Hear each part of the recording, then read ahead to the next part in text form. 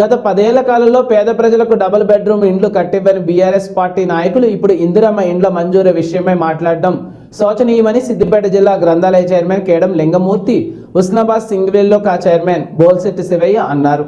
సిద్దిపేట జిల్లా అక్కన్నపేట మండల ప్రజా పరిషత్ కార్యాలయంలో కాంగ్రెస్ పార్టీ నాయకులతో కలిసి లబ్ధిదారులకు ఇందిరమ్మ ఇండ్ల మంజూరు పత్రాలను ఆయన పంపిణీ చేశారు.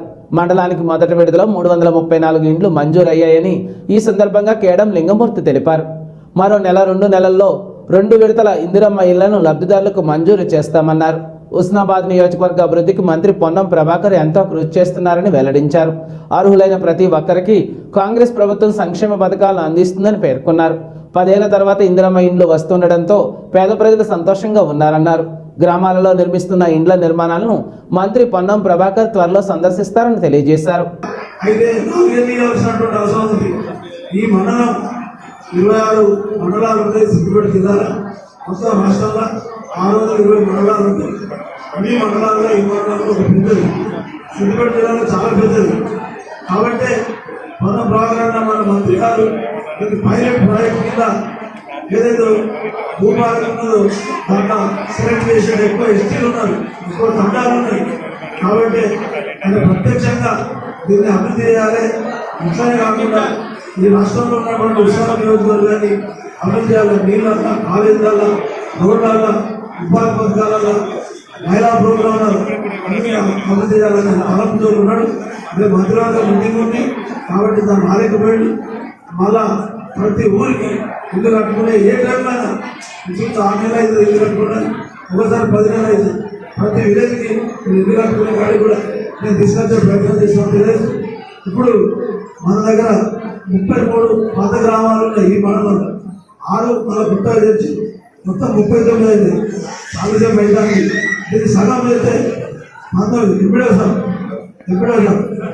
19 అయితే సగం అయితే 20 ఇక్కడిద్దాం, 19 అక్కడిద్దాం. అక్కడ మీరు ఉంటుంది, ఇక్కడ మనం మీగానే పెట్టుది.